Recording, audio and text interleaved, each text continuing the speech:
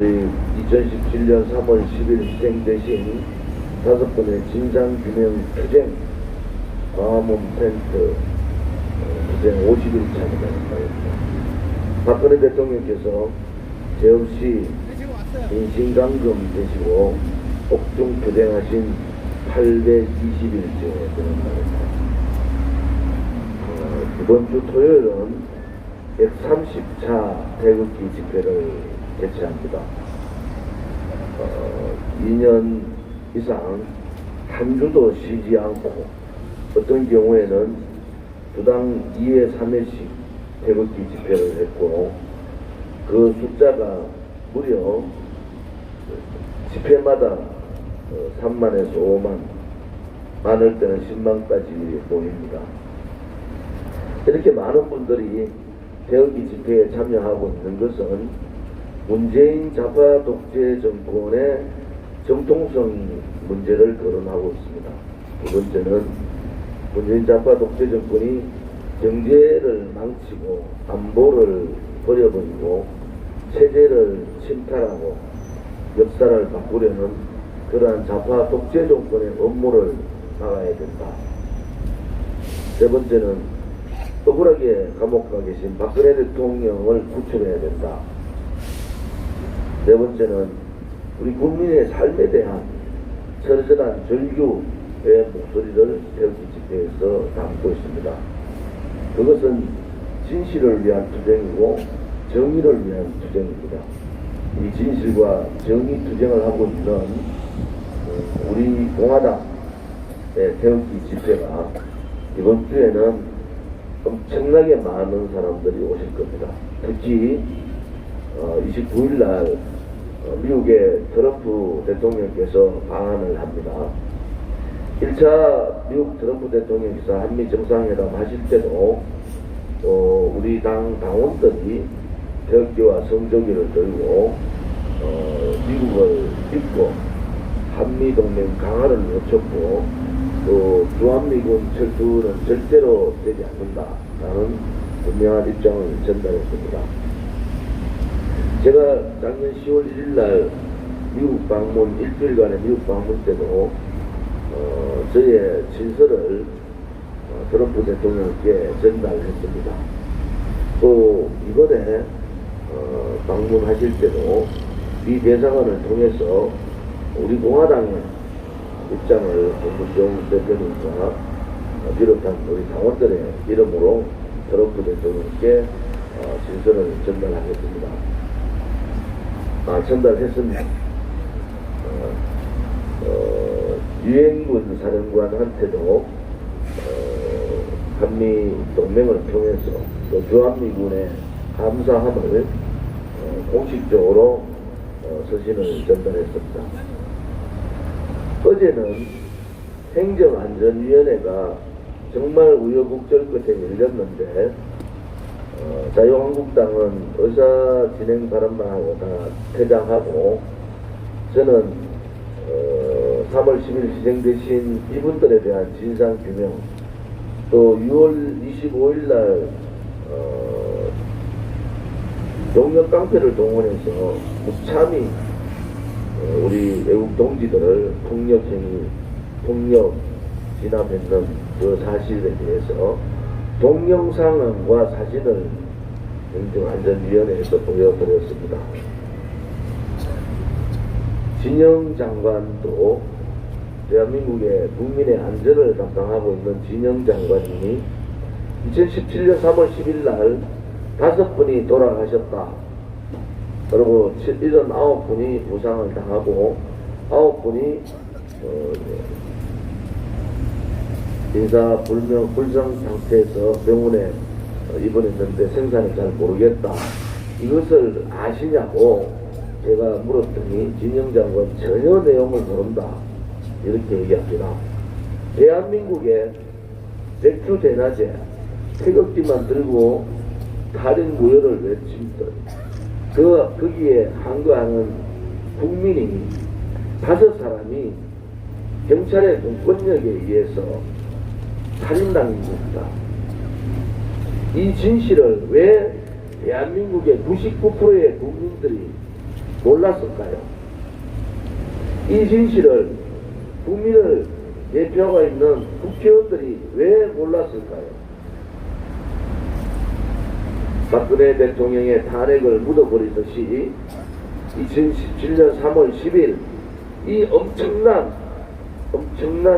참사가 언론방송에 의해서 묻혀버리고 국회의원들에 의해서 묻혀버렸습니다. 그것은 자유민주주의 대한민국답지 않습니다. 어떠한 경우에도 억울한 죽음에 대해서는 그 진상규명을 해야 되고 거기에 따르는 책임자 처벌을 해야 됩니다. 우리는 그 진상규명을 하기 위해서 광화문에 텐트를 쳤습니다. 왜? 2년 동안 제가 작년 국정감사에서 그렇게 이 진상규명을 외쳤는데도 불구하고 언론방송은 한 줄도 씻지 않았습니다. 어떤 정치인도 이 문제에 대해서 나서지 않았습니다. 이것은 양심의 문제입니다. 백남기 농민께서 돌아가실 때 1년간 거의 모든 정치 일정이 중단되다시피 하면서 그분에 대한 진상규명을 했고 거기에 따라서 책임자 처벌도 했습니다. 보상도 했고요.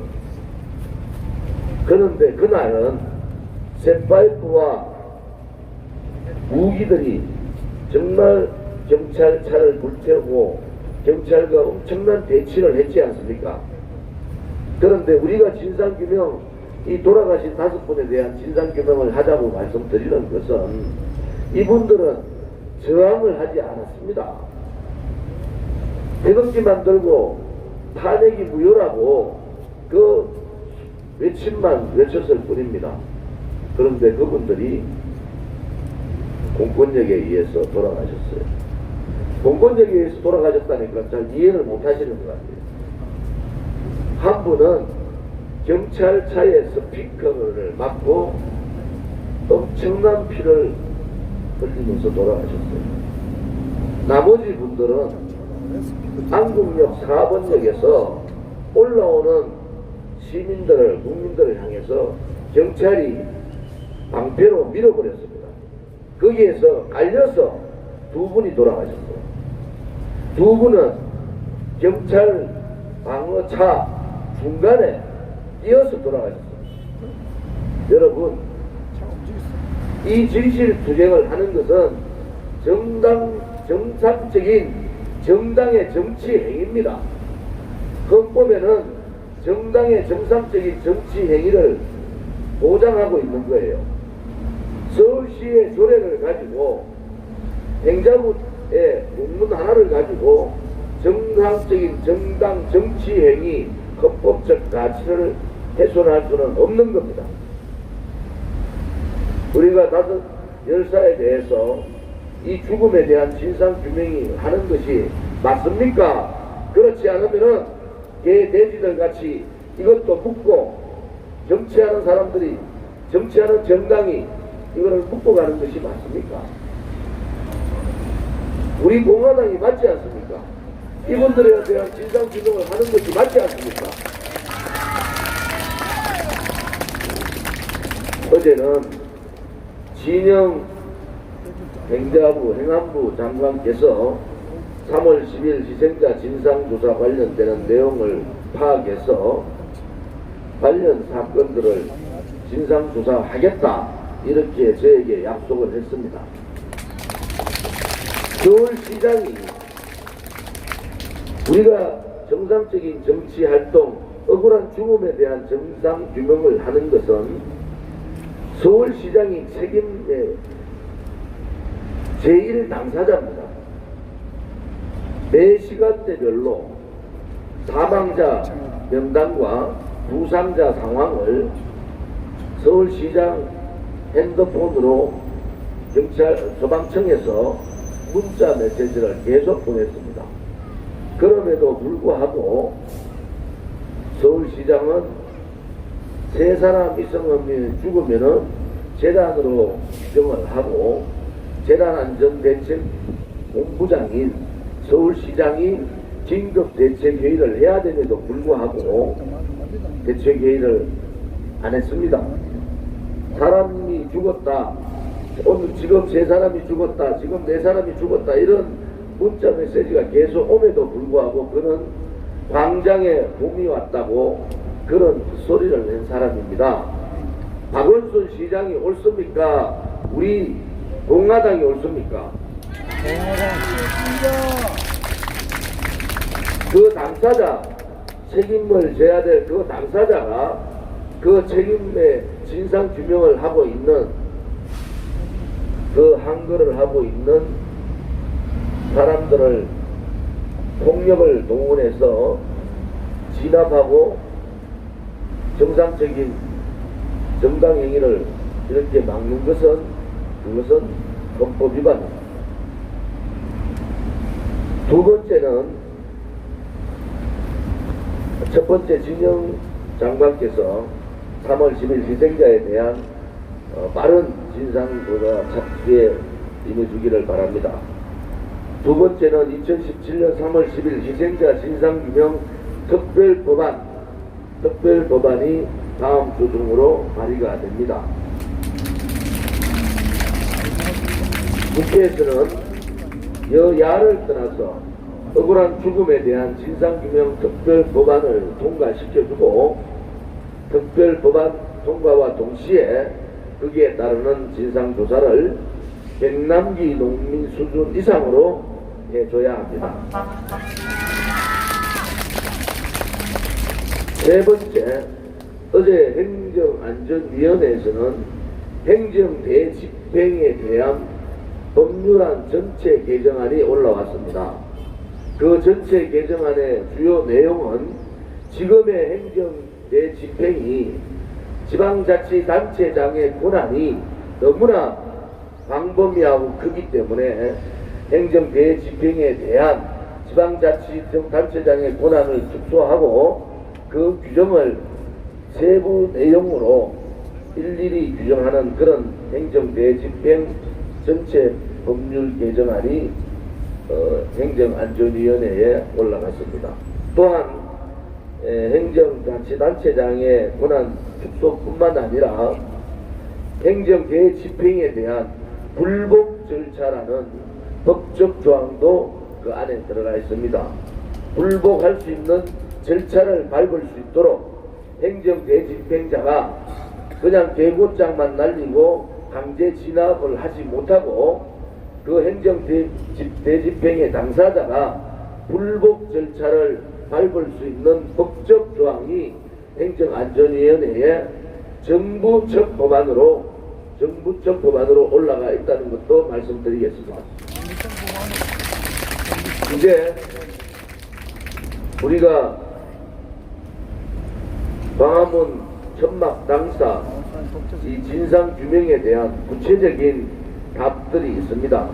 다시 한 번 더 말씀드리면은 문재인 정권 때가 아닙니다. 이때는 황교안 총리의 권한 대행 때입니다.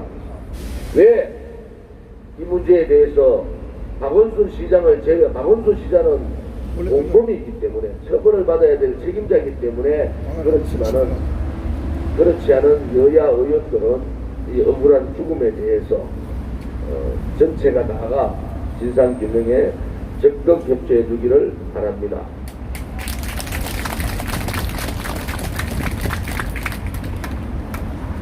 오늘 저녁 6시까지 철거하라는 계고장이 왔습니다. 우리 지도부는 많은 숙고를 하고 있습니다. 강제적으로 저희들은 절대 철거하지 않습니다. 만약에 텐트를 우리가 철거하더라도 우리의 뜻에 의해서 철거하고, 언제라도 텐트는 다시 칠 수 있다는 것을 우리는 보여줬어요. 단지 하나, 이런 강압적인 방법의 철거는 있을 수가 없다. 또 하나는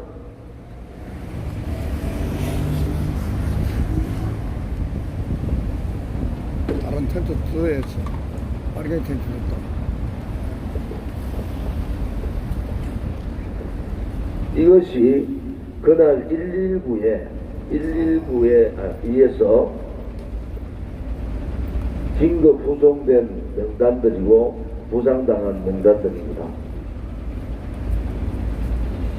한두 사람이 아니고 이것이 전체 병원 진단서입니다. 언론 방송에서 진실을 보도해 주기를 촉구합니다. 그들은 나무 파이프를 들었고 오한마 자루를 들고 빠루라는 세기구를 들었고 용역회사가 어떤 용역회사인가 어느 정도 파악이 되고 있습니다. 정당이 개입되어 있는 용역회사다. 그것도 지금의 집권당이 관련 있는 용역회사다. 그렇게 만약에 그것이 사실이라면은 이거는 여당에 의한 야당의 폭력입니다. 서울시에 또 안전부에 행자부에 요청 자료를 하고 있습니다. 용역회사가 도대체 어떤 용역회사길래 저렇게 온몸에 문신을 하고 저렇게 조직폭력배 같은 사람들이 용역 깡패 역할을 했는가, 이 문제도 우리는 면밀히 조사를 해야 됩니다. 만약에 이것이 더불어민주당이 관여가 있었다 그러면은 이것은 대단히 큰 문제가 됩니다. 저 개인적으로 절대로 그런 일이 없기를 바랍니다. 지금 제보에 의하면은 그렇다는 제보가 있습니다. 서울시에서 계약했는 용역업체가 민주당 사람이 만들었던 용역업체고 민주당에 그동안에 많은 일들을 했던 용역업체다. 이렇게 제보가 있어서 이 제보에 대해서 면밀한 조사를 하겠습니다. 아무튼 오늘 우리 당의 법률 지원단 또 외부의 법무법인과 같이 협의를 하고 박원순 시장의 이 폭력 행위 사주 그리고 이 진단서 독행당한 이분들의 고소 고발장 또 대한애국당의 고소 고발장을 바로 빠른 시간 내에 조치하도록 하겠습니다. 박원순 시장이 잘못한 겁니다. 이것은 정상적인 정당 행위고 그 죽음에 대한 진상 규명을 위한 투쟁이기 때문에 박원순 시장이 굉장히 잘못한 겁니다. 그것은 3월 10일 희생자뿐만 아니라 6월 25일 엄청난 부상을 당한 분에 대한 그러한 부분들도 박원순 시장은 책임을 져야 합니다.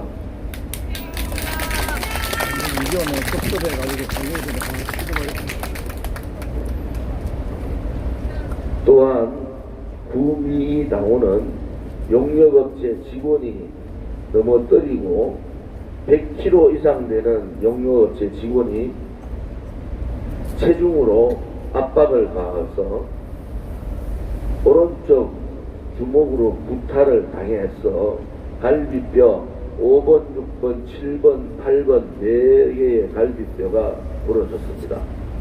현재 고병원에서 아직도 입원 중입니다. 이순원 당원은 사람이 안에 있는데 목조 텐트를 용역업체들이 사람 위로 목조 텐트를 밀어 들어뜨리면서 신체를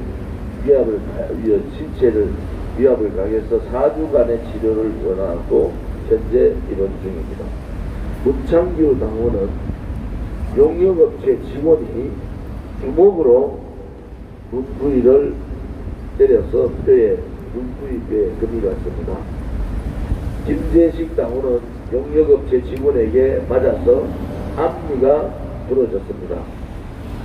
많은 당원들이 이렇게 벌절타박상을 입은 것은 영역업체, 영역깡패들이 무차별한 폭력과 강압에 의해서 38명과 4사람, 42사람이 엄청난 피해를 입고 신체를 다쳤습니다. 이런데도 불구하고 물 뿌리는 것을 폭력이라고 방송하고 있는 방송사도 있습니다. 우리는 그들의 폭력 진압에 정당 방위를 한 것밖에 없습니다. 우리 당원들이 그들한테 폭력행위 한 적이 없어요. 많은 당원들이, 40명 넘는 당원들이 병원에 입원할 정도로 폭행을 당했는데, 제발 언론 방송들도 그날 현장에 사람들이, 방송사, 언론사 사람들이, 기자들이 다 나와 있었지 않습니까? 이제 제발 진실된 보도를 해주기를 바랍니다. 분명하게 우리가 피해를 당하고 우리가 폭행을 당했는데 왜 반대로 방송하십니까? 왜 반대로 보도를 합니까? 그것은 맞지 않습니다, 여러분. 다시 한 번 말씀드리면은 우리 공화당은 2017년 3월 10일 억울하게 돌아가신 공권력에 의해서 살인당한 이분들의 진상규명을 하기 위한 정상적인 정당의 정치행위를 하고 있는 겁니다. 만약에 이러한 정당의 정치행위가 무너지면은 대한민국의 정당 자유와 정당의 민주화는 없어지고 대한민국의 자유민주주의 체제는 무너집니다. 마지막 보장을 하고 있는 것이 바로 정당 정치의 자유민주화입니다. 그것은 60항쟁을 통해서 만들어졌던 그러한 일들입니다. 그때 정당에 대한 자유 보장을 헌법에 다 집어넣었습니다. 이 문제에 대해서 공정한 보도와 방송을 해줄 것을 부탁드립니다. 내용이 정확하게 다 알겠다고 있는 박원순 시장